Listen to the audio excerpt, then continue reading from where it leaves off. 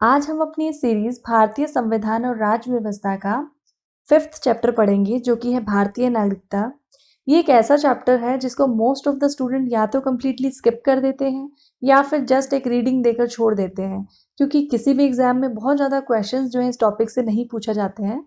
लेकिन अगर हम प्रेजेंट सिनेरियो की बात करें तो हम इस चैप्टर को एक अनइम्पॉर्टेंट चैप्टर की कैटेगरी में बिल्कुल नहीं डाल सकते हैं, क्योंकि हम सब जानते हैं पिछले कुछ समय से नागरिकता संशोधन अधिनियम चर्चा में बना हुआ है। तो इस हिसाब से चाहे वो प्रीलिम्स हो, मेंस हो या इंटरव्यू हो, तीनों ही स्टेजेस पे इस टॉपिक में से क्वेश्चंस पूछे जाने की संभावना बहुत ज़्यादा है। तो आज हम इस चैप्टर के अंदर नागरिकता से जुड़े हुए हर छोटे से छोटे सवाल को कवर करने की कोशिश करेंगे। नागरिकता किसे कहते हैं, भारत में नागरिकता प्राप्त करने की कितनी विधियां हैं, कौन कौन सी शर्तें हैं, भारत में कौन सा नागरिकता अधिनियम इस टाइम लागू है, उसमें कितनी बार संशोधन किया जा चुका है और क्या क्या संशोधन उसमें किए जा चुके हैं। अपने नेक्स्ट वीडियो के अंदर हम लोग कवर करेंगे अभी जो नागरिकता संशोधन अधिनियम है उसमें क्या क्या प्रावधान किए जाने हैं, उस पर विपक्ष उसका विरोध क्यों कर रहा है, ये सब अपने अगले वीडियो के अंदर डिस्कस करेंगे। चलिए ज़्यादा टाइम वेस्ट नहीं करते हुए हम स्टार्ट करते हैं अपना टॉपिक। उससे पहले मैं आपसे कहना चाहूँगी, अगर आपने मेरे चैनल को सब्सक्राइब नहीं किया है तो प्लीज़ इसे सब्सक्राइब करें ताकि मैं जब भी कोई नया वीडियो अपलोड करूँ आपको उसका नोटिफिकेशन मिल जाए। चलिए स्टार्ट करते हैं। नागरिकता, देखिए, भारतीय नागरिकता के प्रावधानों को जानने से पहले हमें ये जानना जरूरी है कि नागरिकता क्या होती है। मान लीजिए एग्जाम में हमें 15 शब्दों में नागरिकता की परिभाषा पूछी जाए तो हम लिख सकते हैं, नागरिकता किसी व्यक्ति की वह वैधानिक स्थिति है जिसके कारण वह राजनीतिक रूप में संगठित समाज की सदस्यता प्राप्त कर राजनीतिक और सामाजिक लाभ प्राप्त कर सकता है।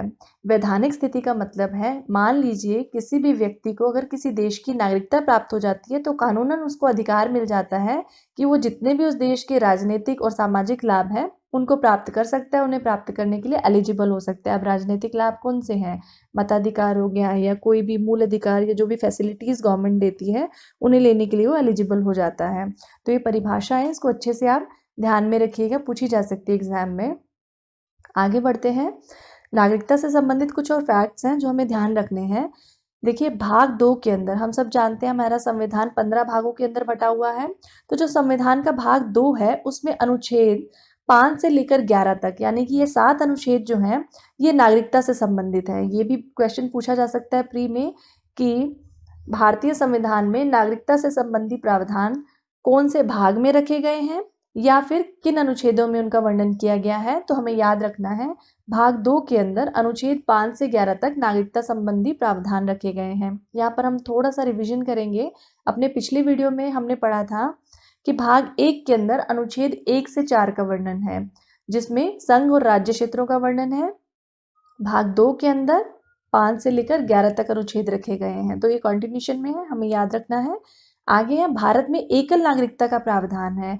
देखिए, हमारे जो संविधान निर्माता थे उनका मानना था कि कोई भी व्यक्ति एक साथ दो देशों के संविधान या दो देशों के प्रति निष्ठावान नहीं रह सकता है, इसीलिए हमारे देश में एकल नागरिकता के प्रावधान को चुना गया। आगे बढ़ते हैं।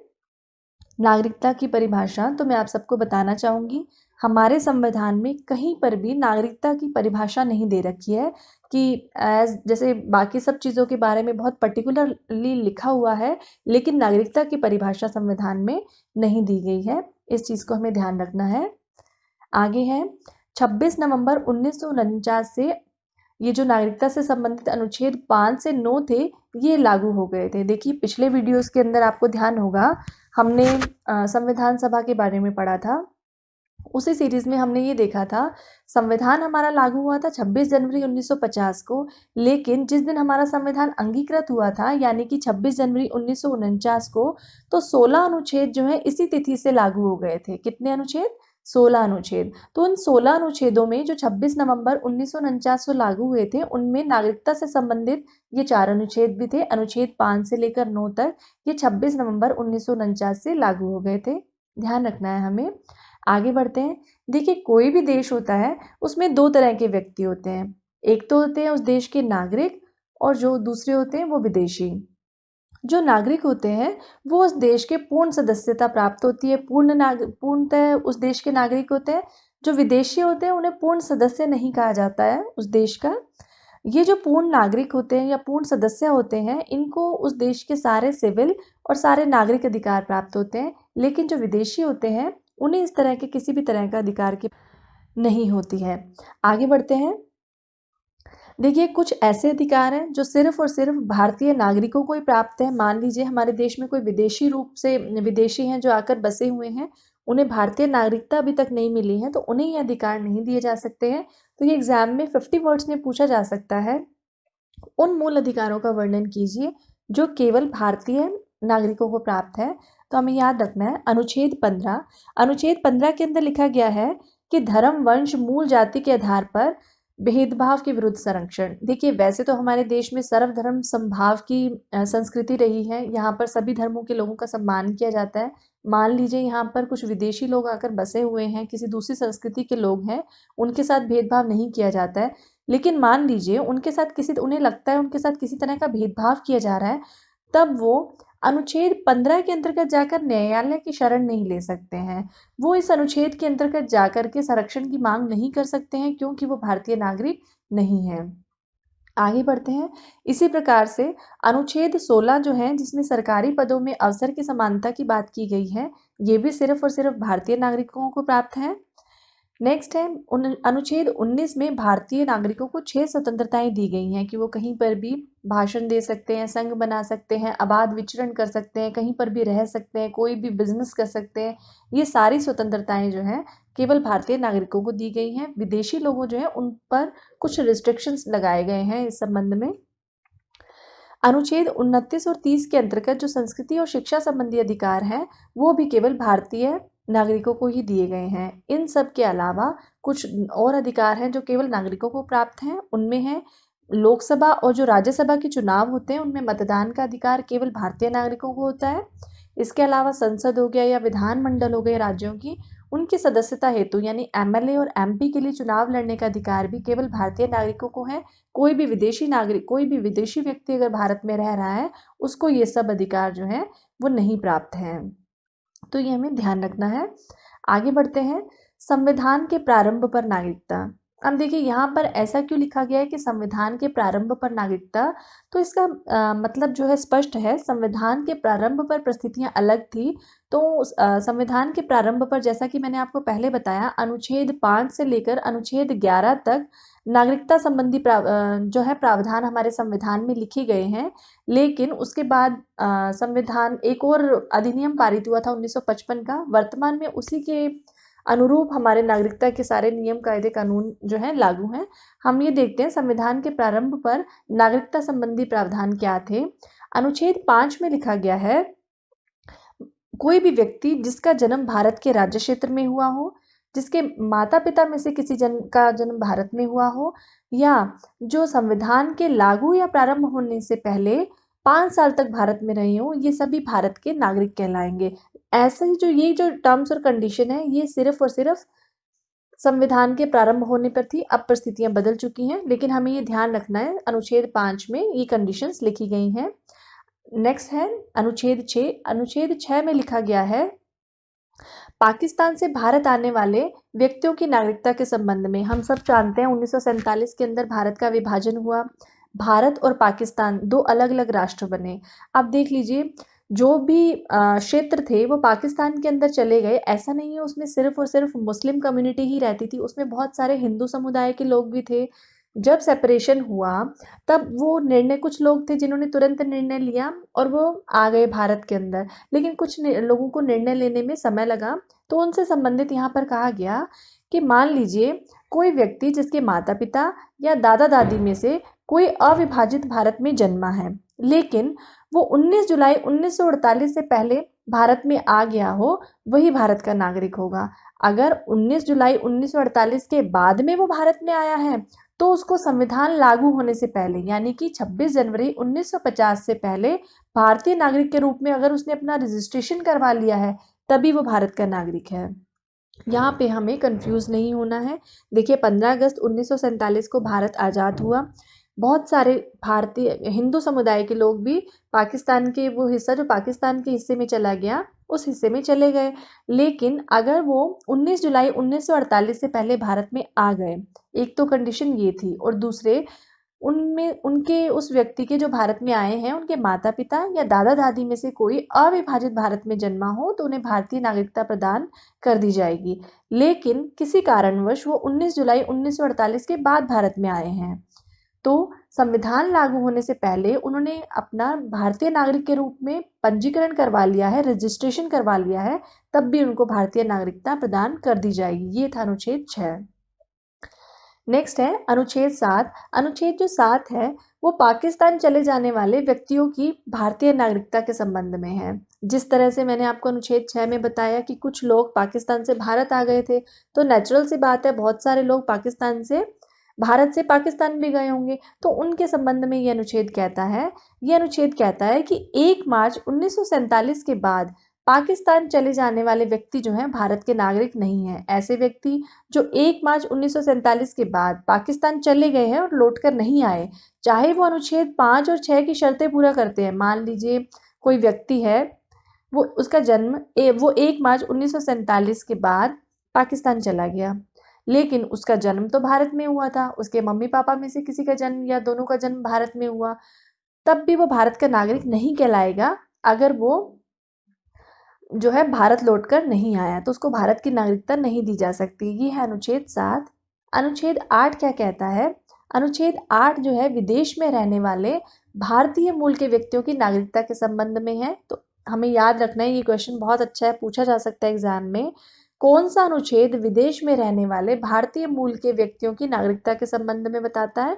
हमें याद रखना है अनुच्छेद 8 जो है विदेश में रहने वाले भारतीय मूल के व्यक्तियों की नागरिकता के संबंध में है। ये अनुच्छेद क्या कहता है? माता पिता या दादा दादी भारत शासन अधिनियम 1935 के अनुसार भारत में जन्मे हों, किंतु अब देख लीजिए भारत में उनका जन्म हुआ है भारत शासन अधिनियम 1935 के अनुसार, लेकिन वो मामूली तौर से किसी विदेश में निवास कर रहे हैं। मान लीजिए बच्चे की एजुकेशन के लिए या खुद के बिजनेस के पॉइंट ऑफ व्यू से वो विदेश में रह रहे हैं, लेकिन उन्होंने उस विदेश की नागरिकता प्राप्त नहीं की है। उन्होंने भारत में स्वयं को भारत के नागरिक के रूप में रजिस्टर्ड करवा रखा है, और उनका ये जो रजिस्ट्रेशन है किसी राजनीतिक काउंसलर प्रतिनिधि के द्वारा किया गया है, तो उनको भारतीय नागरिकता दी जा सकती है। तो ये भी हमें ध्यान रखना है। आगे बढ़ते हैं, अनुच्छेद 9 के बारे में पढ़ते हैं। अनुच्छेद 9 जो है भारतीय नागरिकता की समाप्ति के संबंध में है। तो ये भी क्वेश्चन पूछा जा सकता है प्री के अंदर। भारतीय नागरिकता की समाप्ति के संबंध में उपबंध कौन से अनुच्छेद में लिखे गए हैं? तो हमें ध्यान रखना है अनुच्छेद 9 के अंदर लिखे गए हैं। अनुच्छेद 9 क्या कहता है? कोई व्यक्ति स्वेच्छा से भारत की नागरिकता को त्याग सकता है, या अगर वो किसी और देश की नागरिकता को ग्रहण कर लेता है तब उसकी भारत की नागरिकता स्वतः समाप्त हो जाएगी। आगे बढ़ते हैं, अनुच्छेद 10। अनुच्छेद 10 में क्या लिखा गया है? नागरिकता के अधिकारों का बना रहना। देखिए आगे हम देखेंगे संविधान ने संसद को ये पावर दी है नागरिकता संबंधी उपबंध जो हैं उनमें परिवर्तन कर सकता है, लेकिन अनुच्छेद 10 जो है भारत के नागरिकों के अधिकारों का संरक्षण करता है। वो कहता है कि मान लीजिए कोई भी व्यक्ति, हमने जो पहले के अनुच्छेद पढ़े हैं 5 से लेकर 8 तक, उनके अंतर्गत भारत का नागरिक बन चुका है, तो संविधान अगर संसद अब कोई चेंजेस करती है तो जिनको भारत की नागरिकता मिल चुकी है उनके अधिकार जो हैं पहले के जैसे पूर्ववत बने रहेंगे, उनमें कोई चेंजेस नहीं आएंगे। तो एक तरह से ये नागरिकता के जो अधिकार है उनका संरक्षण प्रदान करता है अनुच्छेद 10। बहुत इंपॉर्टेंट है, याद रखना है हमें। आगे बढ़ते हैं, अनुच्छेद 11। अनुच्छेद 11 क्या कहता है? संसद के द्वारा नागरिकता के अधिकार का विधि के द्वारा नियमन। जैसा कि मैंने आपको पहले बताया, संविधान के द्वारा संसद को ये शक्ति दी गई है कि वो नागरिकता संबंधी प्रावधानों में आवश्यकता पड़ने पर परिवर्तन कर सकता है, उनका विनियमन कर सकता है। आगे बढ़ते हैं, भारत में नागरिकता प्राप्त करने की विधियां। जो अभी हमने अनुच्छेद पढ़े वो संविधान के प्रारंभ होने पर थे। वर्तमान में भारत में नागरिकता प्राप्त करने की कौन कौन सी विधियां हैं? देखिए ये 100 वर्ड्स में पूछा जा सकता है क्वेश्चन कि भारत में नागरिकता प्राप्त करने की विधियां बताइए, तो हमें बहुत ध्यान से पढ़ना है इस टॉपिक को।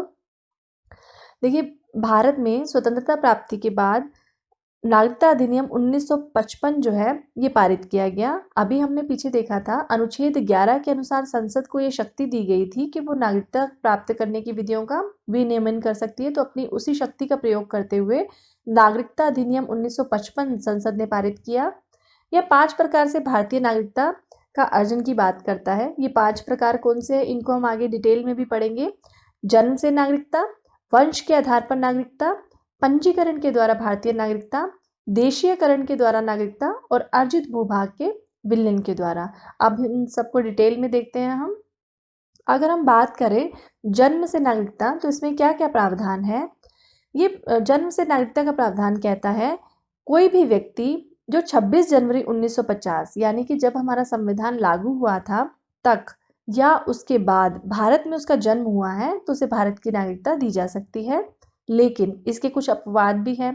हम सब जानते हैं जो भी हमारे मित्र राष्ट्र होते हैं उनके हमारे देश के अंदर राजनयिक रहते हैं। तो विदेशी राजनयिक जो सपत्नीक अपने देश में रह रहे हैं यदि उनका यहाँ भारत के अंदर किसी बच्चे को जन्म देते हैं तो उन बच्चों को भारतीय नागरिकता प्रदान नहीं की जाएगी। ये इसका अपवाद है। बहुत अच्छा अपवाद है, ध्यान रखना है। अच्छा क्वेश्चन बनता है यहाँ पर। इसके अलावा शत्रु के अधीन अगर कोई भारतीय भूभाग है वहां पर किन्हीं बच्चों का जन्म होता है तो उन्हें भी भारत की नागरिकता नहीं दी जाएगी। इसका एग्जाम्पल हम देख सकते हैं पीओके है यानी कि पाक अधिकृत जो कश्मीर है उसे हम भारतीय भूभाग कहते हैं अपना, लेकिन वो भी शत्रु के अधीन है तो वहां पर जो भी लोग हैं उन्हें भारतीय नागरिकता नहीं दी जा सकती। इसके अलावा अक्साई चीन है जो चीन के कब्जे में है तो वहां पर भी जो लोग हैं वो भारत के नागरिक नहीं कहे जाएंगे। अब देखिए इसके बाद इस प्रावधान में कुछ चेंजेस करने के लिए नागरिकता संशोधन अधिनियम 1986 लाया गया क्योंकि इसमें क्या है कुछ फ्लॉज थे जिसका डिसएडवांटेज जो है कुछ लोग उठा रहे थे। रीज़न क्या था हम जानते हैं असम के अंदर घुसपैठ की समस्या जो है शुरू से रही है। आसपास बांग्लादेश म्यांमार से जो लोग हैं वहाँ घुसपैठ करते रहे हैं। अब कुछ लोग वहाँ पर घुसपैठ से या अवैध रूप से वहाँ पर आकर बस गए असम के अंदर। अब देखिए हमारा जो जन्म से नागरिकता का प्रावधान क्या कहता है 26 जनवरी या उसके बाद 1950 के बाद जिस बच्चे का जन्म भारत में हुआ वो भारत का नागरिक होगा। अब ये जो अवैध रूप से भारत में आकर बस गए हैं असम के अंदर आ गए वो लोग भारत के नागरिक नहीं हैं। लेकिन उनके बच्चों का जन्म जब असम के अंदर हुआ तो वो भारतीय नागरिकता के लिए उन्होंने अप्लाई किया जन्म से नागरिकता के आधार पर। तो अब उनको कैसे मना करें। इन सब चीज़ों को नियंत्रण में लाने के लिए नागरिकता संशोधन अधिनियम 1986 लाया गया जिसमें यह प्रावधान रखा गया कि व्यक्ति के जन्म के समय माता पिता में से किसी एक का भारत का नागरिक होना अनिवार्य है। अब मान लीजिए कोई अवैध रूप से भारत में आया है तो उसके पास भारत की नागरिकता है ही नहीं। जब उन दोनों के पास माता पिता दोनों के पास भारत की नागरिकता नहीं है तो इस हिसाब से उनके बच्चों को भी भारत की नागरिकता प्रदान नहीं की जाएगी। आगे बढ़ते हैं। सेकंड है वंश परंपरा के आधार पर नागरिकता। इसमें भारत के बाहर किसी अन्य देश में जन्म लेने वाला जो व्यक्ति है उसको भारत की नागरिकता किस प्रकार से प्राप्त हो सकती है इसके बारे में प्रावधानों का वर्णन किया गया है। मान लीजिए कोई दंपत्ति है कोई कपल है वो इंडिया से बाहर विदेश के अंदर रह रहे हैं किसी भी कारण से, मान लीजिए बिजनेस के पॉइंट ऑफ व्यू से या जॉब कर रहे हैं या एजुकेशन के पॉइंट ऑफ व्यू से किसी भी कारण से वो विदेश में रह रहे हैं काफ़ी समय से रह रहे हैं लेकिन उन्होंने भारतीय नागरिकता का परित्याग नहीं किया है और न ही उस जिस देश में वो रह रहे हैं उसकी नागरिकता को ग्रहण किया है। उनके यहाँ किसी बच्चे का जन्म होता है वो चाहते हैं कि उसे भी भारत की नागरिकता ही मिले तो उससे रिलेटेड जो भी टर्म्स और कंडीशंस हैं इस तरह के केसेस के सारे टर्म्स और कंडीशंस जो हैं वंश परंपरा के आधार पर नागरिकता की कैटेगरी में आते हैं। इसमें भी नागरिकता संशोधन अधिनियम 1992 के द्वारा कुछ चेंजेस किए गए। देखिए 1992 से पहले क्या प्रावधान था कि ऐसे दंपत्ति जो बाहर रह रहे हैं वो अपने बच्चे को जिसका कि जन्म विदेश में हुआ है उसे भारत की नागरिकता दिलवाना चाहते हैं। इस केस में यदि पिता के पास भारत की नागरिकता है तभी उनके बच्चे को भारत की नागरिकता दी जा सकती है। लेकिन नागरिकता संशोधन अधिनियम 1992 के द्वारा एक नया प्रावधान जोड़ा गया कि 10 दिसंबर 1992 के बाद यदि विदेश में रह रहे दंपत्ति के यहाँ कोई संतान होती है और उसे वो भारत की नागरिकता दिलवाना चाहते हैं तो पिता के पास नागरिकता नहीं है, सिर्फ माता के पास भी अगर भारत की नागरिकता है, तब भी उनके बच्चे को भारत की नागरिकता जो है प्रदान की जा सकती है। यानी कि नागरिकता संशोधन अधिनियम 1992 के द्वारा ये पूरी तरह से क्लियर कर दिया गया कि माता या पिता किसी के पास भी अगर भारत की नागरिकता है तो उनके बच्चे को भारत की नागरिकता वंश परंपरा के आधार पर प्रदान की जा सकती है। नेक्स्ट पॉइंट है पंजीकरण के द्वारा भारतीय नागरिकता की रजिस्ट्रेशन के द्वारा किस प्रकार से भारतीय नागरिकता को प्राप्त किया जा सकता है, उसके प्रावधानों का वर्णन किया गया है कि एक निश्चित समय तक भारत में रहने के बाद रजिस्ट्रेशन के द्वारा भी भारत की नागरिकता प्राप्त की जा सकती है। यहाँ पर मैंने निश्चित समय इसलिए लिखा है क्योंकि समय समय पर ये समय सीमा बढ़ा दी जाती है गवर्नमेंट के द्वारा, कभी 6 साल के अंदर, कभी 11 साल के अंदर, तो ये वेरी करती है, इसलिए निश्चित समय तक लिखा है मैंने। या दूसरी इसमें कंडीशन है कि कोई भी भारतीय पुरुष से अगर कोई विदेशी महिला शादी कर लेती है तो उसे भी फिर रजिस्ट्रेशन के द्वारा भारतीय नागरिकता जो है मिल सकती है। तो ये 2 प्रावधान है, हमें ध्यान रखने हैं। आगे बढ़ते हैं। देशीयकरण के द्वारा यानी नेशनलाइजेशन के द्वारा किस प्रकार से भारतीय नागरिकता प्रदान की जा सकती है। देशीयकरण का मतलब है कि कोई इंसान जो है काफी लंबे समय से यहाँ पर रह रहा है। मान लीजिए कोई विदेशी व्यक्ति है, वो वैध रूप में आकर भारत में रह रहा है, रहने के बाद उसने अपने मूल देश की नागरिकता का परित्याग कर दिया है, उसका चरित्र अच्छा है, साथ ही वो राज्य निष्ठा की शपथ ग्रहण करे, और देशीकरण का जब उसने आवेदन किया है उससे पहले 12 साल से वो भारत में रह रहा होना चाहिए या भारतीय सरकार की सेवा में होना चाहिए, और 8वीं अनुसूची में जितनी भी भाषाओं का उल्लेख किया गया उनमें से कुछ भाषाओं का उसे ज्ञान होना चाहिए। ये सभी अगर वो कंडीशन फुलफिल करता है तब उसे भारतीय नागरिकता मिल सकती है। तो ये हमें ध्यान रखना है। इसमें ये पूछा जा सकता है कि देशीयकरण के द्वारा नागरिकता प्राप्त करने के लिए कम से कम कितने वर्षों तक भारत में वास की शर्त है, तो हमें ये ध्यान रखना है कि 12 सालों तक उसे कम से कम भारत के अंदर रहना होगा, उसके बाद ही वो देशीयकरण के अंतर्गत भारतीय नागरिकता के लिए क्लेम कर सकता है। ठीक है, आगे बढ़ते हैं। अर्जित भूभाग के विलयन के द्वारा। अब ये अर्जित भूभाग क्या होता है, अगर आपने मेरा लास्ट वीडियो देखा होगा तो उसमें हमने बहुत अच्छे से पढ़ा था कि अर्जित भूभाग क्या होते हैं। देखिए, हम सब जानते हैं कि गोवा, दमन दीव, ये सब जो क्षेत्र हैं पहले इनके ऊपर पुर्तगालीज का शासन था, लेकिन स्वतंत्रता के बाद भारत ने इन क्षेत्रों को भारतीय राज्य क्षेत्र के अंदर विलय किया।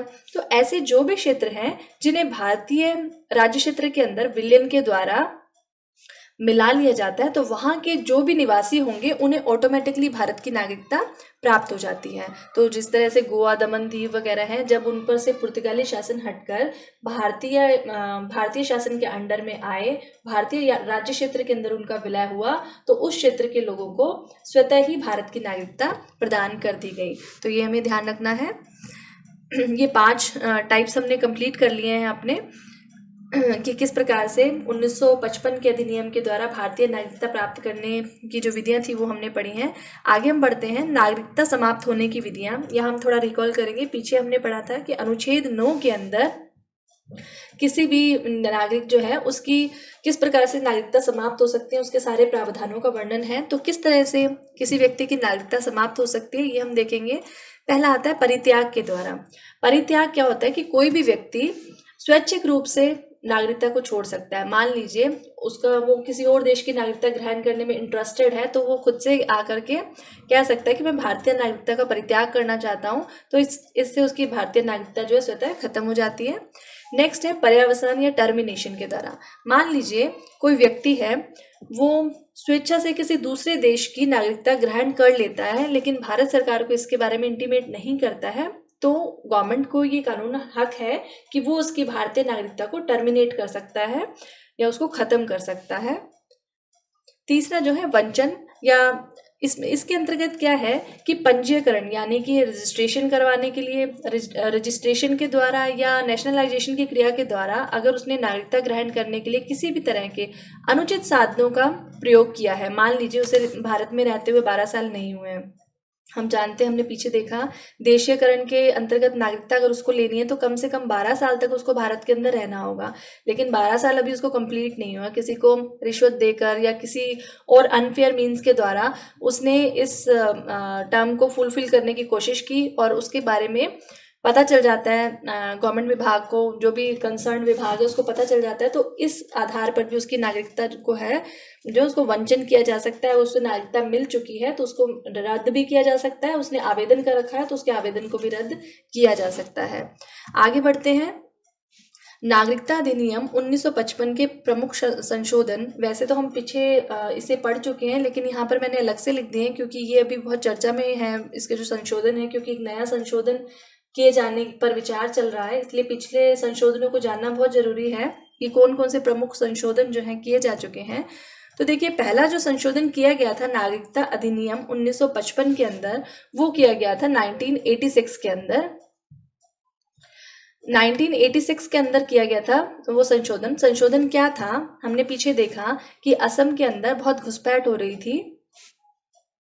उस घुसपैठ के अंतर्गत बहुत सारे लोग जो घुसपैठिए थे, उनके जो भी बच्चे भारत के अंदर जन्म ले रहे थे, उन्हें भारतीय नागरिकता ऑटोमेटिकली जन्म के आधार पर नागरिकता के प्रावधान के अंतर्गत वो अपने बच्चों को भारत की नागरिकता दिलवा रहे थे। लेकिन इन चीजों को कंट्रोल करने के लिए नागरिकता संशोधन अधिनियम 1986 लाया गया, जिसमें एक कंडीशन डाल दी गई कि व्यक्ति के जन्म के समय अगर उसके पेरेंट्स में से किसी एक के पास भारत की नागरिकता है, तभी उनके बच्चों को भारत की नागरिकता प्रदान की जाएगी, अदरवाइज नहीं दी जाएगी। दूसरा जो संशोधन था 1992, ये भी हमने पीछे भी डिस्कस किया था कि माता की नागरिकता के आधार पर विदेश में जन्मे जो बच्चे हैं, उनके नागरिकता संबंधी प्रावधानों का वर्णन है कि मान लीजिए इससे पहले 92 से पहले क्या था, विदेश में किसी बच्चे का जन्म होता है, जिनके पिताजी अगर भारतीय हैं तभी बच्चे को भारत की नागरिकता दी जाएगी, अदरवाइज नहीं दी जाएगी। तो इस प्रावधान को चेंज करके माता की नागरिकता के प्रावधान को भी इसमें जोड़ दिया गया था 1992 के अधिनियम के द्वारा। नेक्स्ट जो संशोधन अधिनियम था वो था नागरिकता संशोधन अधिनियम 2005। ये one of the most important संशोधन अधिनियम है, इसलिए हम इसे ध्यान से देखेंगे। सबसे पहला क्वेश्चन इसमें बनता है कि नागरिकता संशोधन अधिनियम 2005 किस समिति की सिफारिश के आधार पर लाया गया, तो हमें ध्यान रखना है LM सिंघवी या लक्ष्मीमल सिंघवी समिति की सिफारिश के आधार पर यह संशोधन अधिनियम लाया गया था। इसमें क्या प्रावधान था या किन लोगों के लिए प्रावधान था, तो देखिए, विदेशों में बहुत सारे भारतीय मूल के लोग बसे हुए हैं। उनमें से कुछ लोग बहुत मतलब नाम कमा रहे हैं, कह सकते हैं, उनमें से कुछ बहुत बड़े साइंटिस्ट हैं, कुछ IT के क्षेत्र में बहुत अच्छा काम कर रहे हैं। तो LM सिंघवी जो समिति थी, उन्होंने ये सिफारिश दी कि उन लोगों को सीमित रूप से नागरिकता प्रदान की जाए। तो देखिए, वो लोग इतने सफल लोग हैं, उनकी सफलता का या उनके तकनीकी ज्ञान का किसी न किसी रूप में भारत को भी फायदा जरूर मिलेगा, लेकिन उससे पहले हमें भी उन्हें कुछ प्रिविलेजेस देने होंगे, इसलिए हमें भी उन्हें सीमित रूप से नागरिकता प्रदान करने का प्रावधान करना चाहिए। इसे, ये जो सीमित रूप से नागरिकता देने की बात थी, इसे नाम दिया गया ओवरसीज सिटीजनशिप ऑफ इंडिया, यानी सीमा पारीय भारतीय नागरिकता।